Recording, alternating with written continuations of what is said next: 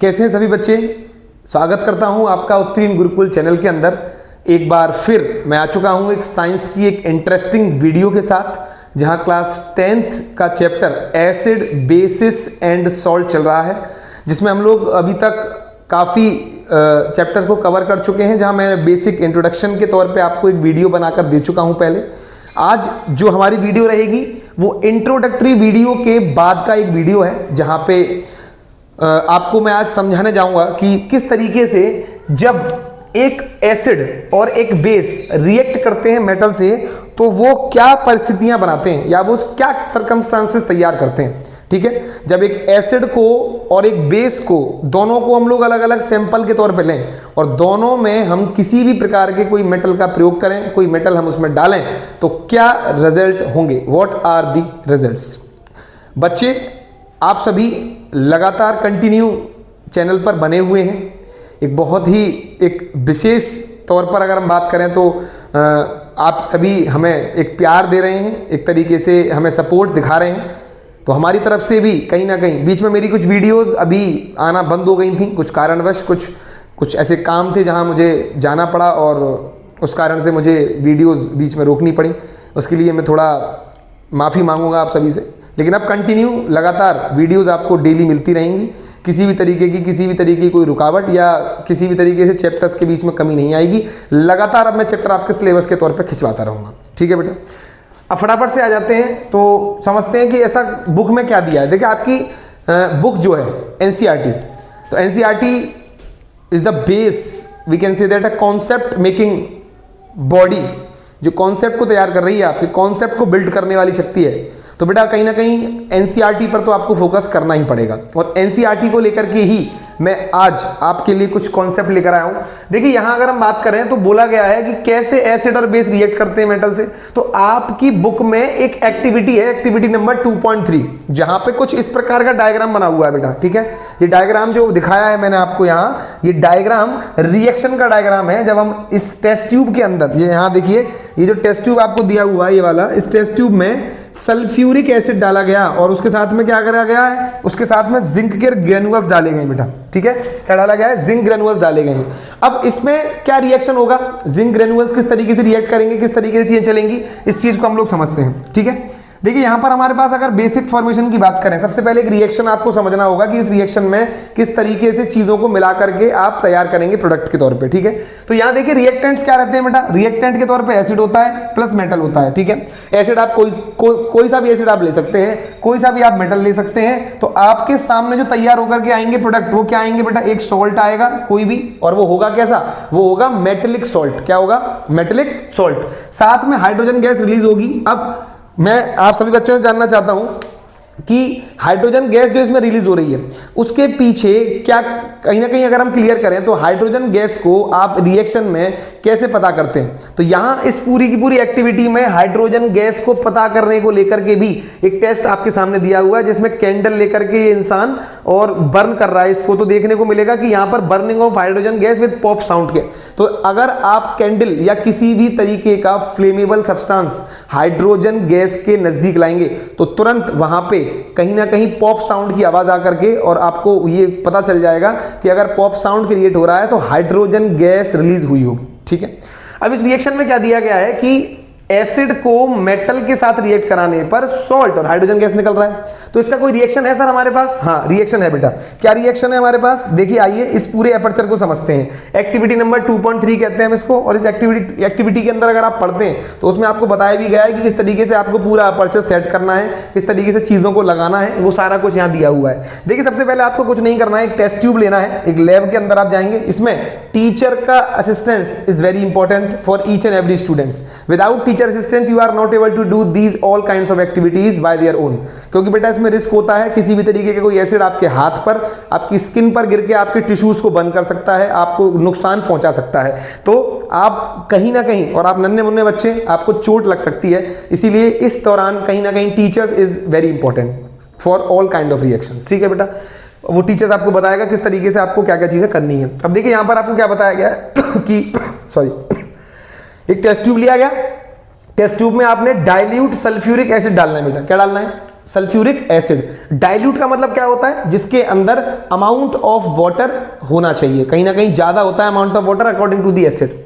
जैसे ही आपने इसमें एसिड डाला, एसिड में मैंने देखिए ब्लू कलर से दिखाया हुआ है कि ये जिंक ग्रेनुअल्स पड़े हुए हैं, इसमें छोटे छोटे टुकड़े हैं। तो जिंक ग्रेनुअल्स क्या है, मतलब कि जिंक के छोटे छोटे पीसेस आपको इसमें डाल देने हैं। जैसे ही आपने जिंक डाला इसमें तो बेटा रिएक्शन स्टार्ट हो जाएगी और यहां से एक गैस रिलीज होकर के, इन दोनों का रिएक्शन होकर के ऊपर इस पाइप से, ये छोटा सा जो आपको पाइप दिखाया, इससे गैस होती हुई डिलीवरी ट्यूब से होती हुई नीचे दिए हुए सोप सॉल्यूशन में गैस वो जाना स्टार्ट करेगी। और जब गैस जाना स्टार्ट करेगी सोप सॉल्यूशन में, तो ये बबल्स क्रिएट होंगे इस तरीके से। ये बबल्स क्या है सर, ये हाइड्रोजन गैस के बबल्स हैं। क्या है बेटा, हाइड्रोजन गैस के बबल्स हैं, ठीक है। अब एक्चुअली में इसकी रिएक्शन क्या बनी, तो देखिए इसकी रिएक्शन कुछ ऐसी है कि जब आप सल्फ्यूरिक एसिड लेते हैं, क्या लेते हैं H2SO4, और रिएक्ट करते हैं जिंक के साथ, जो कि अब बच्चों को कंफ्यूजन कुछ हो रहा होगा थोड़े बच्चों को कि सर ये कैसे बन जाता है, क्या होता है। तो देखिए प्रीवियसली एक चैप्टर था आपका फर्स्ट वाला, केमिकल रिएक्शन एंड इक्वेशन, मैं उसकी सारी वीडियोस बना चुका हूं और उस चैप्टर में आपको बैलेंसिंग प्लस रिएक्शन कैसे होती है वो सारी चीजें मैं आपको डिटेल में समझा चुका था, ठीक है। एक बार आप उसको जाकर देखिए। यहां देखिए क्या कुछ दिया हुआ है, अगर हम इसको क्रॉस कर दें, ज्यादा समझते हैं कि H2SO4 का रिएक्शन जिंक से कैसे हुआ। तो देखिए बेटा यहां पर ये वाला केस जो है ये प्लस का है और SO4 वाला केस माइनस का, और यहां जिंक क्या है बेटा, प्लस। तो अब ये कह सकते हैं प्लस चार्ज क्या करता है, माइनस को अट्रैक्ट करता है हमेशा, यानी प्लस आयन जो है वो ऑलवेज नेगेटिव आयंस को अट्रैक्ट करते हैं और इस वजह से ये एक दूसरे के साथ एक नया बॉन्ड तैयार करते हैं। तो जिंक का जब सल्फ्यूरिक SO4 से रिएक्शन होगा तो आपके सामने बनेगा ZnSO4 और साथ में आपके पास बच गई हाइड्रोजन गैस, जो एक तरीके से गैस के तौर पे रिलीज हो जाने वाली है, ठीक है।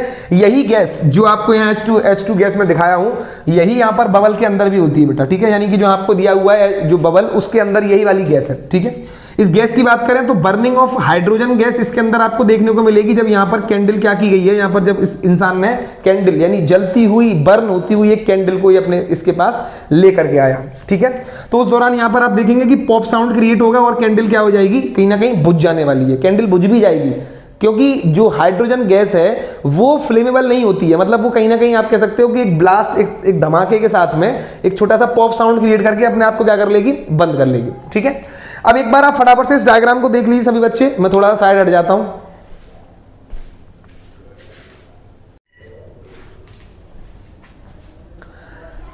तो सभी बच्चे रिवीजन कर चुके होंगे और देख चुके होंगे क्लास के अंदर किस तरीके से चीजें कराई गई। अभी तक आपने इसको ध्यान से समझ लिया बेटा। अब आगे की तरफ बढ़ता हूं और समझते हैं हम लोग कि इसके और क्या रिएक्शन हो सकते हैं। देखिए आपकी अगर हम एक्सरसाइज की बात करें, ठीक है, अगर आपका जो एक्टिविटी वाला पोर्शन दिया हुआ है बेटा उसकी अगर हम बात करें तो वहां पे आपको ये देखिए ये रिएक्शंस और दिए गए हैं, कुछ एक्स्ट्रा रिएक्शंस और हैं। जैसे एग्जांपल में हाइड्रोक्लोरिक एसिड है, क्या है, हाइड्रोक्लोरिक एसिड।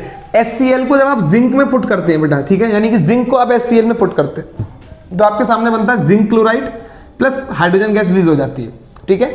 ये भी वही केस है जो आपके सामने ऊपर ये दे रखा है, यानी कि एसिड को जब आप मेटल में डालते हैं, मेटल को एसिड में डालते हैं, सॉल्ट और हाइड्रोजन गैस रिलीज होती है। नेक्स्ट अगला case CH3COOH। What is the name of this compound, CH3COOH? It is called acetic acid. ये एसिटिक एसिड है बेटा, इसी का प्रयोग करके हम विनेगर बनाते हैं जिसमें हम लोग लगभग 5 to 8% एसिटिक एसिड डाल करके बाकी का अमाउंट ऑफ में आप कह सकते हैं वाटर डाल देते हैं जिससे कि ये कन्वर्ट हो जाता है। जिंक डाल दिया आपने इसमें तो जिंक क्या करता है, रिएक्शन करता है और इसका ये वाला पोर्शन जो है आपका, ठीक है, यानी इसके जो अंदर आयंस की बात करूं तो यहां से लेकर के यहां तक ये नेगेटिव आयन है और ये वाला आप कह सकते हो ये वाला केस आपका पॉजिटिव का केस हो गया और जिंक ने इसके संग रिएक्शन किया तो बनाया CH3COOZN, यानी जिंक एसीटेट बनेगा बेटा। क्या बनेगा, जिंक एसीटेट, और यहां हाइड्रोजन गैस रिलीज हो जाएगी, ठीक है। अगला ही केस, इसके बाद आगे बढ़ता हूं और बताया गया है जिसमें एक्टिविटी नंबर 2.4 है आपके, जो ये एक्टिविटी है जस्ट इस एक्टिविटी के बाद वाली अगली ही एक्टिविटी है जिसमें आपको बताया गया है कि अगर हम बेस के साथ रिएक्शन कराते हैं मेटल का देन व्हाट हैपेंस, यानी अगर आप बेस को मेटल के साथ रिएक्ट कराते हैं तो सॉल्ट प्लस हाइड्रोजन गैस आपके सामने तैयार होता है बेटा, ठीक है। तो सॉल्ट और हाइड्रोजन गैस का मतलब कि कंडीशन क्या सेम ही है क्या, हाँ सर, एसिड प्लस मेटल बराबर क्या बनेगा, सॉल्ट और हाइड्रोजन गैस। तो देखो क्या बनेगा, बेस लिया आपने NaOH, जो कैसा बेस है, जो कहीं ना कहीं अपने आप में एक स्ट्रॉन्ग बेस है जिसकी pH मान लगभग 14 होती है और जिसकी pH वैल्यू 14 होती है, इसका मतलब ये अच्छा एक स्ट्रॉन्ग बेस का काम करेगा। जिंक इसमें आपने जब डाला तो बेटा जिंक प्लस NaOH करेंगे तो आपका जो फॉर्मूला बना Na2ZnO2 बना, मतलब सोडियम जिंकेट का इसका फॉर्मूला आएगा। ये एक सॉल्ट है, साथ में हाइड्रोजन गैस रिलीज हो जाएगी। ऐसे ही सेम बेस का एक और एग्जांपल आपके सामने लाया हूं मैं, एल्यूमिनियम प्लस NaOH करेंगे आप तो क्या बनेगा, Al प्लस Na, क्या बनेगा, NaOH प्लस क्या बनेगा, Na2AlO2 प्लस H2, जिस सोडियम एल्यूमिनेट नाम है इसका, ठीक है। तो ये कुछ डिटेल्स मैंने आपको दी हैं, आप इसका स्क्रीनशॉट ले सकते हैं, ये पूरा आप समझ सकते हैं एक बार में। उत्तीर्ण गुरुकुल चैनल जो लगातार आपके फ्यूचर, आपके भविष्य को लेकर के कार्यरत है, लगातार हम अपनी तरफ से पूर्ण प्रयास कर रहे हैं, लगातार आपको डेली वीडियोस प्रोवाइड कर रहे हैं, जिसमें मैं माफ़ी मांगूंगा आपसे कि कुछ समय से मैं अपनी वीडियो नहीं दे पा रहा था कुछ कारणवश, लेकिन अब लगातार डेली उत्तीर्ण गुरुकुल पर सभी तरीके के सब्जेक्ट्स जो चल रहे हैं, आपके सभी सब स्ट्रीम जो हैं उन सब के प्रॉपर लगातार वीडियोस मिलती रहेंगी। किसी भी तरीके की किसी भी डाउट या किसी अदर प्रॉब्लम्स के लिए आप हमसे कमेंट कर सकते हैं वीडियो के अंदर, और जो कुछ भी आपको लगता है कि नहीं चीज़ें आपको थोड़ा सा इम्प्रूवमेंट के साथ चाहिए या कुछ चीज़ें हमें और इम्प्रूव करनी चाहिए, आप अपने सजेशंस भी दे सकते हैं। उसके लिए भी लगातार हम आपको ये प्रेरित करते हैं कि आप जो चीज़ें हैं वो हमें बताते रहें, और इससे हम लोगों की इम्प्रूवमेंट ही होगा और सभी बच्चे लगातार वीडियोस पर बने रहें, देखते रहें। ये वीडियो जो थी ये एक तरीके से आपका एक पार्ट था किसका, acid base and salt chapter से। अब मैं अगला जो हिस्सा लेके आऊंगा, अगला जो पार्ट लेकर आऊंगा वो इसी के बाद अगला कॉन्सेप्ट है, जिसमें हम लोग मेटल के कार्बोनेट प्लस मेटल के हाइड्रोजन कार्बोनेट या बाई कार्बोनेट का रिएक्शंस में एसिड से कराऊंगा, जहां हम समझेंगे कि वहां पर भी क्या क्या बनता है। तो मैं आपको बता दूं तो वहां सॉल्ट, कार्बन डाइऑक्साइड और वाटर बनता है, ठीक है। उसको लेकर के भी हम लोग एक सेक्शन बनाएंगे, एक वीडियो तैयार कर रहे हैं, ठीक है।